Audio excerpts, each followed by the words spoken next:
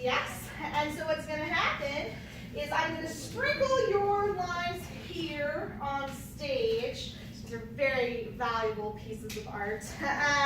And they are going to be incorporated into an improvised scene performed by what we refer to at Hot and Sweaty very lovingly, two Davids. Please give it up for David Summer and David Bird! Hey.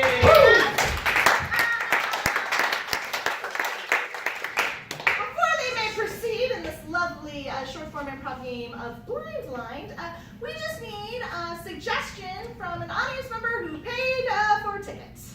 It can be any word at all. What's your favorite word? Yeah. Just shout it out. We'll take it. Artichoke. Artichoke! Hey, thank you so much!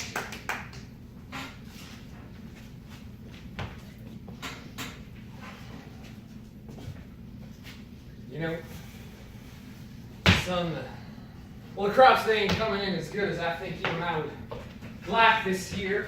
I mean, I appreciate all the work you're doing, but might just have to give it up.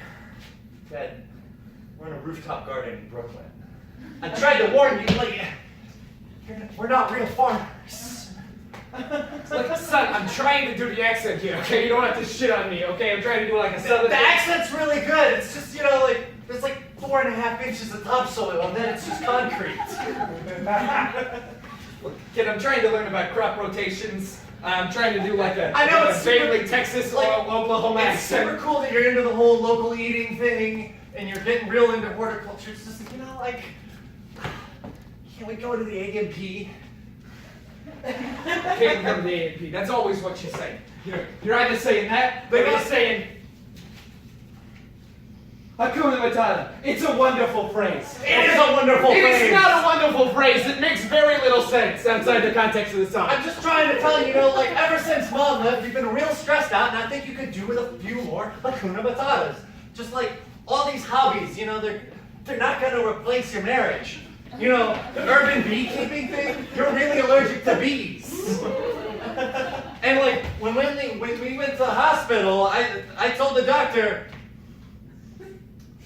run, Forrest, run! I really wish you hadn't said that, son.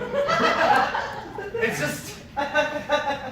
Look, his name was Forrest Johnson. Dr. Forrest Johnson. I was worried about you. Your head was the size of a basketball. Okay, yeah, so what? The bees stung me. Okay, that happens, all right? That happens. The bees sting me. But it's not no more words for the rest of you days of Hakuna Matata bullshit. You know, your grandfather, he told me, you know, back when I was just a young boy, and I think this is advice that you could well heed. Okay, let's hear it.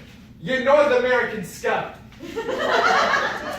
Look, it's not my fault he married a Canadian and I'm his progeny, okay? That's just what happened. But you just gotta remember, we're from Canada, okay? We're not even real Americans, all right? We're North American scum. We're from North America. We're here in North America. It's disgusting. We gotta do what we can to survive. Look, I just think, you know, remember when she left Mom, she told you, you can't handle the truth. And she was right about that. She was absolutely right. I literally did not believe and continue to refuse to believe to this day that she had an affair. Like,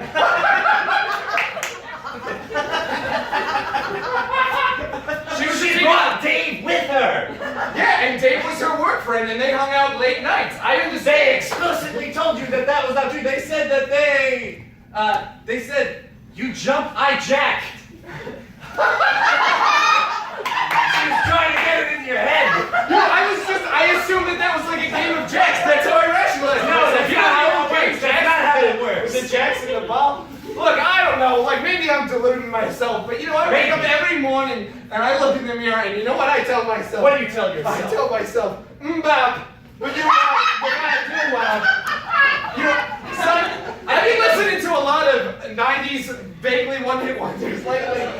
You know, it's you know, Breakfast at Tiffany's, by the Bluebird, I think was the name of the band. I don't know. It's just been a long Spotify playlist for me. And so I just look in the mirror and I say, don't worry about it. Look, I'm here for you, okay? And you were here for me when I was having a hard time. I'm here for you now. That's why I'm trying to lay these hard truths on you. Like, all right, you remember when I was back in school and I was having a bully problem? And you sat me down and you told me, Girls just want to have fun. Okay? I just thought they were being mean to me. Okay? I did not fun. It's like they're just teasing me.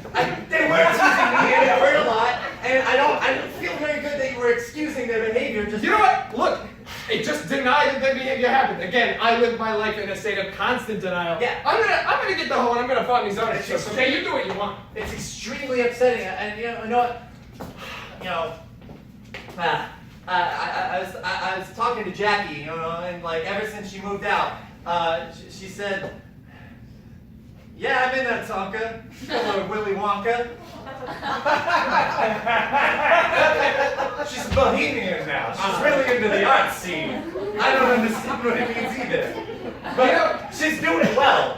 She's doing real well. But like, she misses you. She's worried about you. She asked me to come check in on you. And like, I see you here with the bees, and you're talking about boob-op to yourself, and all of this, and this gardening thing. Like, it's not healthy. It's not healthy yet. Okay, what would you recommend I do to get healthy? Okay, because you know what the doctor told me. You know what the doctor What told did me the doctor? in the fucking papers after I left the hospital? He said, "Can you bring me my chapstick?" And I said no. And he said, "But my lips hurt real bad." He's asking for a favor. Like, I have no chapstick. I just left the hospital. I did not have chapstick coming in. That was very rude of him, and I do not trust doctors anymore. see, it's because you're just so prickly and so ornery. It makes you're having a hard time making friends. If you just open up some, I want you to go on the subway tomorrow. Hop on the F train. Do not go on the F. Go on the F train, and I want you to walk up to somebody, and I want you to tell them, "You killed my father, prepare to die." And they'll either get that reference, or you'll be in a fight. Either way, you're about to have a once-in-a-lifetime experience, and meet someone you're never going to forget. Look, I'm not gonna lie about the way your grandfather died. Okay? Look, he died the way that every man should die. He choked on circus peanuts that he bought from CVS. And you know what his dying words were before he started coughing? Yeah, and I mostly just remember the gurgling sound. Oh yeah, that was horrendous. That stuck with me to this day. But you know what he said? He said, "Can you dig it?" And here we are. We're digging it. Okay? We're digging this garden just like Pop would have wanted. Bob would not have wanted this for you, okay? He was a proud Canadian. I don't know even how you picked up this accent if you were from Canada. I was raised in Brooklyn since I was a young boy, and my mother was native of Brooklyn. You know that. Well, that I'm not going to put up with anymore. If you won't help yourself, I won't help you. But before I leave, I got to tell you something, okay? I got to tell you something. Your mother is a hamster, and your father smelled of elderberries. Do not talk about Pop. You get the fuck back out